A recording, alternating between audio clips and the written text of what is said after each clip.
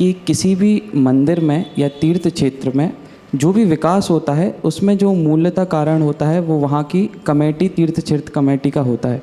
पर महाराज श्री आजकल देखा गया है कि वहाँ की तीर्थ क्षेत्र कमेटी में उन लोगों को स्थान, हमारी जो समाज है उन लोगों को स्थान दे देती है जो बहुत प्रतिष्ठित होते हैं, जो संपन्न होते हैं। पर महाराज श्री वो लोग इतना ध्यान नहीं दे पाते हैं मंदिर के विकास कार्यों में, जिससे मंदिर का जो विकास कार्य है वो जीर्णोद्धार वगैरह जो होता है वो नहीं हो पाता है।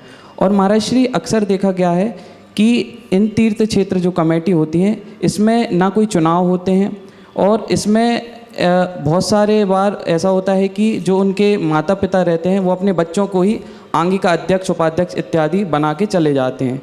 तो महाराज श्री इसमें क्या व्यवस्था होनी चाहिए और महाराज श्री यदि व्यवस्थित चुनाव होंगे तो महाराज श्री इससे क्या फ़ायदा? अच्छा, बहुत अच्छा। पुण्य की अनुमोदना, प्रश्न की अनुमोदना करते हैं। देखिए, बहुत सारे ऐसे पुरातन क्षेत्र हैं जहाँ पर एक बार कोई ट्रस्टी बन गया और ट्रस्टी बनने के बाद अध्यक्ष बन गया, मंत्री बन गया, तो फिर वो मर जाएगा लेकिन अध्यक्ष और मंत्री की सीट नहीं छोड़ेगा। क्यों? उस सीट में पता नहीं क्या ग्लू लगा रहता है, एक बार चिपके तो चिपके ही चिपके, उठते हैं तो वो सीट साथ में उठने लगती है, उखड़ने लगती है।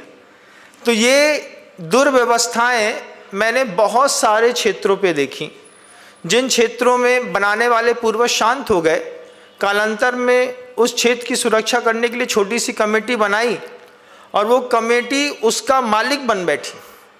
फिर उसके पैसे का भी वो घर में उपयोग कर लेते हैं।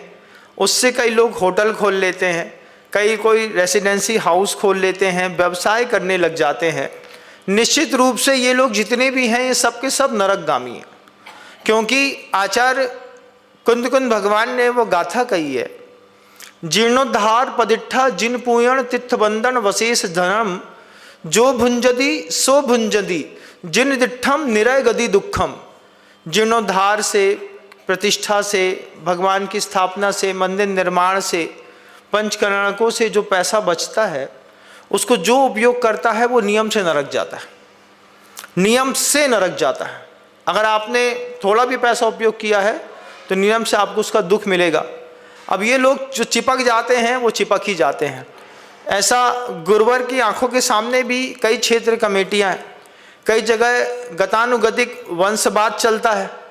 पिताजी बैठे थे, फिर पुत्र बैठा, फिर नाती बैठेगा। क्यों? क्योंकि इसी से हमारा रुतबा है। इसके पूरे पैसे को मैनेज करने में, मान लो कोई क्षेत्र है, मरा हुआ भी क्षेत्र होगा तो साल का 50 लाख रुपए तो पैदा कर ही देगा। 50 लाख पैदा करेगा तो 50 लाख कौन रखेगा, क्या करेगा? तो वो मालिक मुखिया बन करके वे सब गड़बड़ करते हैं। समाज को सजग होने की ज़रूरत है।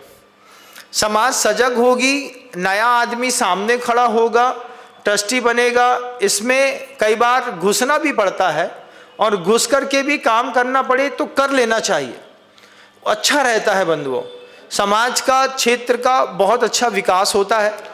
गुरुवर ने जितने भी क्षेत्रों की निर्माण संयोजना करी उन सारे के सारे क्षेत्रों में 100 सवा 100 ट्रस्टी बनाए। जहाँ पर छोटे छोटे ट्रस्ट होते हैं वहाँ पर घोल बहुत होता है। 5 लोगों का ट्रस्ट है, 10 लोगों का ट्रस्ट है, 15 लोगों का ट्रस्ट है। अब 15-16 का ट्रस्ट है, 10 मर गए, 6 बचे। 6 बचे तो 6, अब 6 के 6 बचे। उन्हीं का बायलॉस, उन्हीं का संविधान, उन्हीं के दस्तखत। अब वो जब चाहें पूरा मंदिर उठा करके बेच दें, कोई देखने वाला नहीं। आचार्य श्री जी ने जितने भी क्षेत्रों का निर्माण किया उन सारे के सारे क्षेत्रों में 100, सवा 100, 150 ट्रस्टी बनाए। बोले क्या? निर्माण कमेटी बनाई 10 लोगों की, 11 लोगों की, 12 लोगों की, और कम भी कर दी, 9 लोगों की निर्माण कमेटी बनाई। 9 लोगों को नियुक्त किया, बड़े बड़े लोगों को नियुक्त किया। और 9 लोगों का काम है, ये मंदिर आपको जब तक बन नहीं जाता तब तक आप इस मंदिर को देखिएगा। और जब उस मंदिर का कलश चढ़ गया उसके बाद वो निर्माण कमेटी भंग। 10 साल 15 साल मेहनत करने के बाद उन 9 लोगों को बाहर, उसके बाद जो पिछले 150 लोगों को, 100 लोगों को जोड़ा था उसी में से अध्यक्ष, मंत्री, कोषाध्यक्ष इत्यादि बनते रहते हैं। वे ही समय समय में 3 वर्षों में अपना चुनाव करते हैं। वे नए अध्यक्ष, मंत्री, कोषाध्यक्ष होते हैं, वो पूरी तीर्थ क्षेत्र कमेटी का संचालन करते हैं। इससे मंदिरों की सुरक्षा और व्यवस्था बिल्कुल बराबर बनी रहती है। जहां आप छोटा सा, जिसका भी ट्रस्ट छोटा सा होगा और मिल्कियत बड़ी होगी, निश्चित रूप से ट्रस्ट जो है वो मंदिर को खाता है, मंदिर की खाता है। इसलिए आचार्य भगवान ने दूरदर्शिता का परिणाम दिखाया। एक प्रश्न आपने और कहा कि बड़े लोगों को जोड़ते हैं। बड़े लोगों के नाम का रुतबा बहुत अच्छा होता है।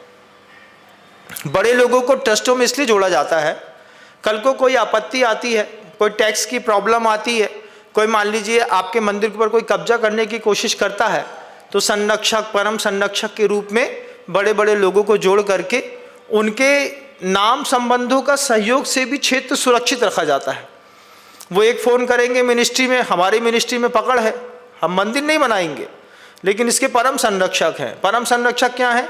आप लोग काम करिए, आप लोग के काम में कोई बाधा आए हमारे पास आइएगा, हम 2 फ़ोन लगाएंगे और आपका काम हो जाएगा।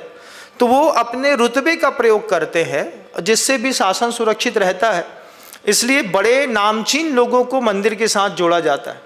ये कहीं खड़े भी हो जाएंगे तो मंत्री है, मिनिस्टर है, गुंडा है, दादा है, पुलिस वाले हैं, टैक्स वाले हैं, सब दूर खड़े हो जाएंगे। क्यों? सेठ जी खड़े हुए हैं।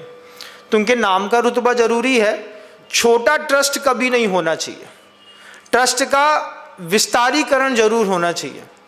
गुरु जी के आशीर्वाद से जितने ट्रस्ट बने, सारे ट्रस्टों में 21-21 लाख रुपए के ट्रस्टी बनाए। 150 ट्रस्टी बनाए तो 30 करोड़ रुपए आ गया। 30 करोड़ रुपए को मंदिर में लगा करके शासन को उन्नत कर दिया। आज कुंडलपुर के बड़े बाबा हैं, 250-250 से ऊपर ट्रस्टियों का वो ट्रस्ट है। वो लगातार वो ट्रस्ट पूरा अपना संभालता है, पूरा मंदिर देखते हैं, सुविधा बनाते हैं। आज बड़े बाबा का बड़ा जलवा है, इतना बड़ा मंदिर बनाया। आज बड़े बाबा ना चाहते हुए भी जनता साल का 15-17 करोड़ रुपए तो दान में बड़े बाबा के चरणों में चढ़ा के जाती है।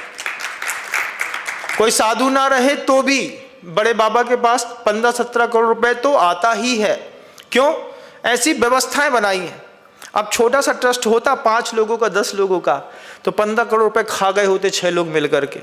250 लोगों का ट्रस्ट है, एक एक चीज़ की ट्रांसपेरेंसी है, पूरे में CCTV कैमरे लगे होते हैं, हर चीज़ में आपकी रकम देखी जाती है, एक एक चीज़ को लिखा जाता है, पॉइंट आउट किया जाता है, ऑब्जेक्शन खड़े किए जाते हैं, क्रॉस क्वेश्चंस होते हैं और संस्थाएं सुरक्षित चलती हैं।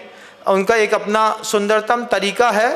निर्माण कमेटी अलग, ट्रस्ट कमेटी अलग। ट्रस्ट कमेटी अपना मंदिर संभालेगी, निर्माण कमेटी के 4-6 लोग होते हैं, वे भी अति संपन्न लोग होते हैं।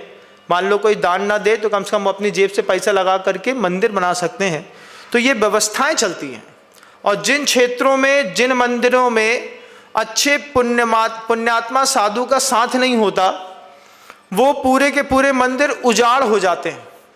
आप लाख कोशिश करिएगा, आचार्य सिंह की भावना और विजन के जैसा मंदिर अपने आप नहीं बना सकते आप। लेकिन आचार्य सिंह जी के आशीर्वाद प्रदत्त कोई दमदार साधु मिल जाए तो जो गुरुदेव का विजन रहता था वैसा तीर्थ क्षेत्र आपको खड़े करने में ज़्यादा समय नहीं लगेगा। इन सब चीज़ों के लिए श्रावक और साधु दोनों मिलके संयोजना बनाते हैं, तब जाकर के क्षेत्रों की, शासन की सुरक्षा बहुत अच्छे से हो पाती है।